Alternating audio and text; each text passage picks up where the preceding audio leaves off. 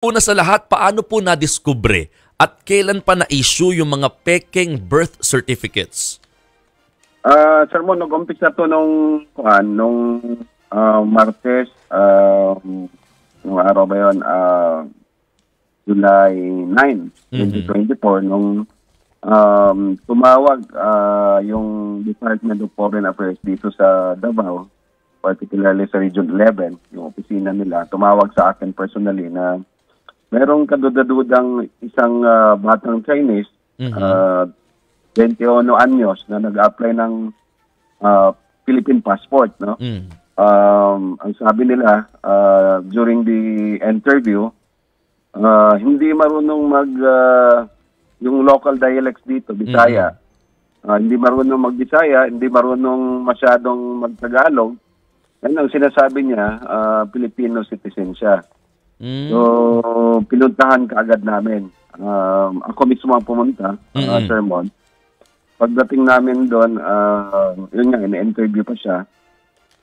Meron siyang daladalang birth certificate and driver's license and national ID ng yung tinatawag natin national ID galing sa PSA.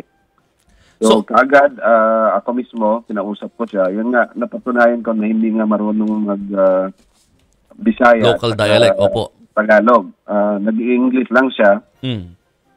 So, yun na, nagduda na rin ako. So, nung tiningnan ko yung birth certificate niya, yun, nakita ko yung Santa Cruz, which itong Santa Cruz Davao del Sur, iniimbestigahan na ng opisina namin since last year, nung naging regional director ako dito, bago ako dating. No, at Davao. Dito po, na-discover nga yung almost 200 na peke na birth certificates. Puro mga late registration din po ba ito, Director? Tama yun, Sir Mon, no?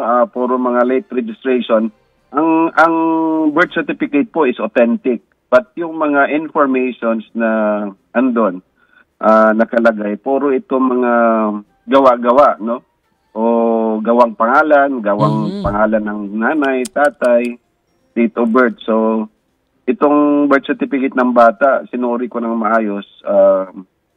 Tinanong ko siya isang tanong lang, Sir Mon, nung doon sa DepE, nung sabi ko, sa birth certificate natin, sabi ko sa kanya in English kasi hindi nga marunong mag-Bisaya in Tagalog. Yung attendant ng birth, no? Sino yung nagpaanak sa kanya? Tinitingnan ko yung birth certificate niya. Ang sabi niya, I was born in the hospital, attended by the doctor. Doon pa lang, Sir Mon, sa sagot niya, nakalagay kasi sa birth certificate, Ilot, yung nagpaanak sa kanya. Ay, nako! Hindi na nagtugma. So, hindi magkatugma. Dinala ko na siya. Sabi ko, ito na nga. Dinala ko siya sa opisina. Then, yun na, sinasagawa na namin yung mga dokumento for filing a case. Yung tinatawag natin inquest proceedings. Opo. Then after which, may mga nabalitaan na ating mga kasamahan sa media. In-interview ito siya. Opo. Siguro natakot na rin dahil dami ng mga media. Umamin mismo sa media na hindi nga siya Filipino citizen, Chinese citizen siya. Pinanganak siya sa Fujian. Ang worst pa nito, Sir Mon, no? Hindi nga marunong yung local dialects natin, even Tagalog, hindi masyado. Ang nilagay doon sa birth certificate niya, yung nanay niya, Pilipina, ang pangalan Felisa. Pero again, the details involved dyan po sa mga birth certificate, parang kaduda-duda na kung totoo o hindi. Opo, yung nanay niya, nilagay niya Felisa.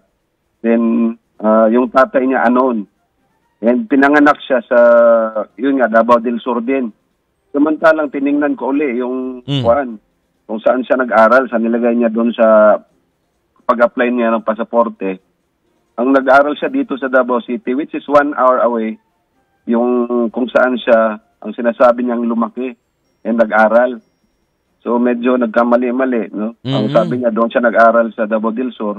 Nung tiningnan ko dito sa Davao City yung eskwelahan ng mga Chinese. Opo.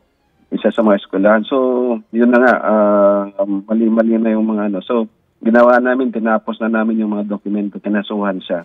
I see. So, Sir, nandito pa rin kaya yung mga may hawak po ng mga peking birth certificates na yan? Yung almost 200, marami-rami ito mga kapatid ha. Kasama po sa kanila yung nauna nyo nang naarestong Chinese, tama? Yes, sir. Meron tayong na-arresto din last year. Ganon din, no? Ang duda ko nito, Sir Mon, sa akin lang, no? Personally, hindi lang ito 200. Itong sinasabi kong 200, this is year 2018 and 2019 pa lang. So meron pa itong before 2018 and 2019. Ito 2018, 2019 pa lang natin na check na account. Na-account pa lang natin. So meron pang 2018 pababa or 2018 pataas. Hindi pa natin na-check sa itong local civil registry na to. Ano pong next step nyo dyan, sir? Especially sa Santa Cruz, Davao del Sur, nakita ho itong mga peking birth certificates na ito. Tama ho ba? Yes, sir. Ang next step natin dito, sir, isa-isa nating sine-check itong mga birth certificate na to. Kung saan na itong mga foreigner na to, particularly mga Chinese nationals. Napag-alaman namin, sir, yung iba nasa Manila, yung iba naman nasa Pampanga. Meron din yung sinasabi natin na ang unang nahuli nasa Cagayan de Oro naman yon. So, iba-iba. Meron din dito sa Davao. So, iba-ibang lugar. Ang ano dito, Sir Mon, pareho ito sa sitwasyon nung iniimbestigahan ng Senado na sa Mayor Alice Goo. Ganito. Ganon. Ganon talaga. Meron po kanyong galing Manila, Pampanga, Davao. Wala pong galing ng Tarlac? Hindi pa namin na-check, no, Sir Mon. Ako mismo, when I was assigned in Pampanga, nung meron kaming ganito din na hinuli sa DFA, ganon din ang birth certificate galing sa Davao del Sur. Meron din ako mismo ang humuli din when I was assigned in Pampanga mga way back mga 8 years ago o 7 years ago. Ano pong hanap buhay ng mga Chinese nationals yan? Ba't po kaya sila nag-a-apply ng peking birth certificates pati lisensya pa, sir? Ano lang po yung nakikita ninyong mga dahilan dito?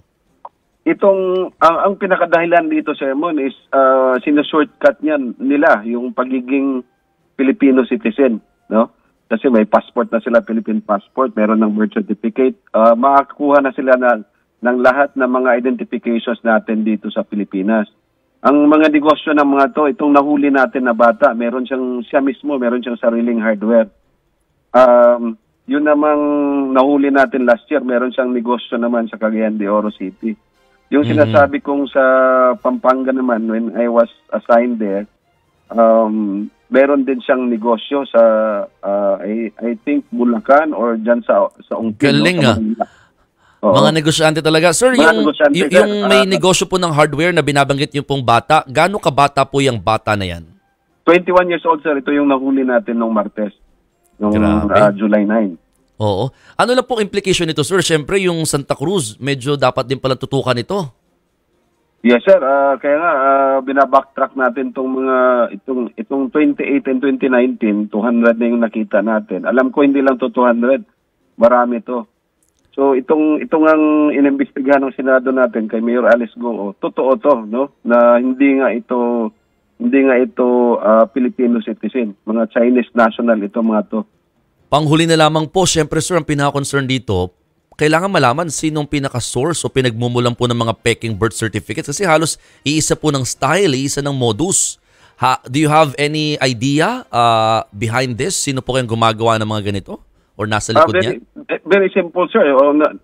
Nagmumula sa Santa Cruz, Davao del Sur. So, ang unang mga author dito, itong mga public officers na pumirma dito. Siyempre, meron talagang sindikato dito. Merong nagkakabayaran dito. So, yun yung una nating habulin, no? Pag nakompleto namin mga ebidensya dito, kakasuhan namin, Sir Mon. Magkano raw yung bayad dyan sa ganyan, sir? Do you have an idea? Yung mga na-interview natin nung nasa ibang lugar pa ako na-assign, ang bayaran daw dito nag-umpisa ng 500,000 pataas. Grabe, isang birth certificate na peke yun. Yes, sir. Authentic yung birth certificate pero ang nagmamayari nito mga foreigner, particularly ang pinakamarami mga Chinese national. Tapos yung lisensya, iba pang presyo yun. Iba pang Kasi presyo. kailangan mo na ID di ba? Oo, iba pang presyo yun. Iba pang presyo yun. Grabe, magkano naman doon, sir, pag mga lisensya daw? Mga pasaway talaga, no? Itong sa mga lisensya, sir, hindi pa namin nakukuha. Ang detalye Oo. dito pa lang. Pero kami sa- 500,000 pesos pataas kapag birth certificate Yes, na sir. Yun yung sa authentic. mga base sa mga nahuli natin dati. Sige. Dati pa yan. Ibig sabihin, ako, baka mas tumaas na. May inflation eh. Baka sir. Baka nga. Nako. Sige, sir. Bukod po dyan, meron pa ba tayo ibang binabantayan pa? Bilang panghuli na lamang, Director Archie. Dito sa Davao, sir, ito lang naman ang naging issue ngayon at saka yung kay Pastor Kibuloy, no, yung pagtutugis natin sa kanila at saka yung mga sa kasamahan nila. Nako, medyo madami palang trabaho ngayon dyan nga pala sa inyong rehiyon, sir. Kumusta ba yung kumusta po ba ang paghahanap? Marami din ba tumatawag sa inyo ngayon na mga nagbibigay ng impormasyon? Simula nung nagkaroon ng reward, no? Marami pong mga nagbibigay, kaso yung iba naman ay hindi accurate, parang gawa-gawa lang na mga impormasyon na sir andito, so pinupuntahan namin wala naman. In fact, kahapon mayroon ngang tayong na-receive na information na nahuli na yung isa co-accused ni Pastor, no? And nahuli ng PNP. And pinuntahan na namin. Ang sabi nga ng sir, na meron daw mga pulis nga na pumunta. Ang sabi naman nila. So, pero yun nga, hindi naman inaano ng ating mga kasamang pulis dito, hindi namin.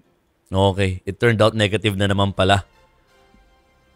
Yes, sir. Oo, sige. Naku, wag na kayo manloko mga kapatid. Ay nakakasagabal din po ito sa operasyon ng ating mga operatiba ng ating mga law enforcers, no? Kasi nga pupuntahan po nila, verify po nila yung mga information ninyo, and then it will turn out negative lamang kasi nga nanloloko lamang po kayo.